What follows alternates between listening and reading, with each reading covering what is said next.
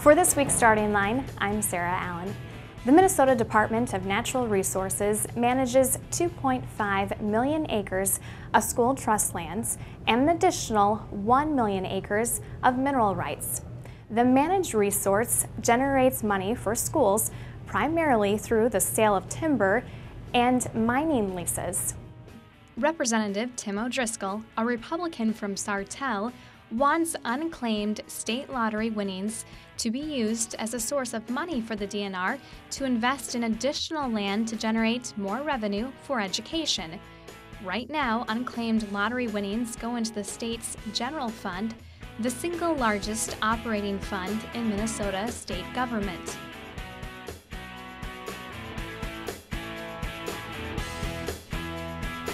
Thank you, Representative O'Driscoll, for letting us interview you. To begin, can you explain what school trust lands are and give us a little background on how they work? Well, thank you for the opportunity to be able to visit with you today as well. When the state of Minnesota became a state, the federal law required that we set aside at least one section of land, which is a 1 mile by 1 mile parcel of land, in every township in the state of Minnesota, as have other states when they became a state as well. And the purpose of that is to generate income from that to pay for education.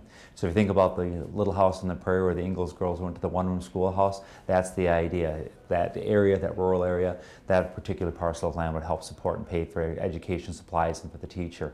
And since we still own those assets in the state of Minnesota on behalf of the school kids, and education's evolved a little bit in how we fund and how we deliver education, but those properties are still there. And so each year it generates about $27 to $28 per pupil in the state of Minnesota. It doesn't seem like a lot, but we've never had a school district ask us to take the check back because they didn't think that they could use it. So that's always good as well.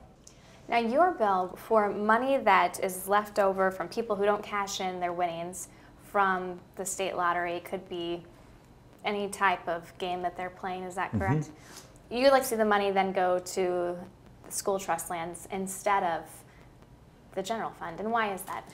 Right now, forfeitures, which means unclaimed prizes through the lottery, do go to the general fund. And if you roll back a little bit on how that constitutional amendment came about to allow gaming in the state of Minnesota, the proceeds in that were to be used for some education activities as well as environmental activities.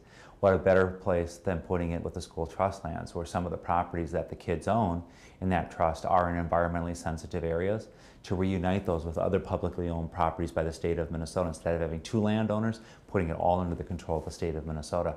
The kids can't give it to the state, they have to be compensated for that property. And so these funds would be used to help to prioritize the purchase of the properties that are in the state of Minnesota, and the DNR has identified about rough value $85 million worth of property across the state. That's school trust lands that they would like to unite with other environmentally sensitive areas to be able to preserve those for generations to come. Where did the idea for this bill come from? There's been a large group of people from various different areas and interests that have been working on it, from environmental groups, from education groups, from legislators who live in areas that have a lot of school trust lands that are in the area, and people have coalesced together to say, let's look at a logical way to do this. Those forfeitures can range up and down each year depending upon how many games people are playing and the prizes and those kinds of things. But it can be $5, $7, $8, $10 million per year. So over a period of time, that can become a substantial amount of money. And we just think it's a good choice to put that back into the purchase of those trust lands because of that environmental link and education link with the constitutional amendment authorizing and allowing gaming in the state of Minnesota. What type of reaction have you received on this bill? Being pragmatic, everybody who's behind the bill and likes the idea of that coming forward sees it as a great idea. It does create a hole in revenues in the state of Minnesota because you're now taking undedicated funds in the general fund, taking it out and dedicating it to a specific source, so that does leave a gap in the general fund.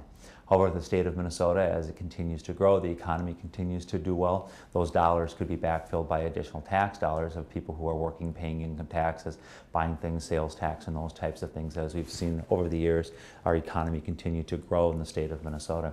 And periodically, we do have bienniums where we have surpluses that are there. And this can be a way for us to be able to now, looking at some surpluses in this time period, to be able to help offset that and put those as dedicated funds.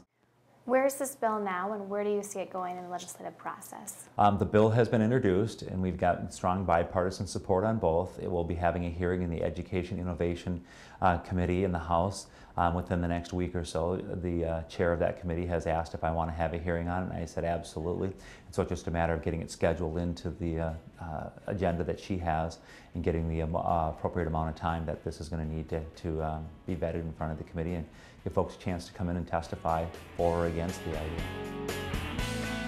We have an update on a couple of our starting line bills. House File 8, sponsored by Representative Ron Kresha, which would add more oversight of child maltreatment reports, was passed 130-0 by the House. House File 8 now moves to the Senate, where Senator Kathy Sharon, a DFLer from Mankato, is the sponsor.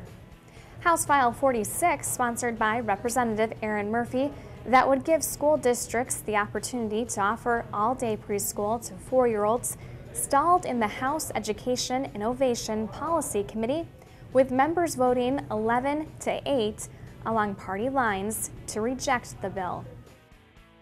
Coming up next week, we'll feature a new bill on starting line and look to see if there's any updates on Representative O'Driscoll's School Trust Lands bill.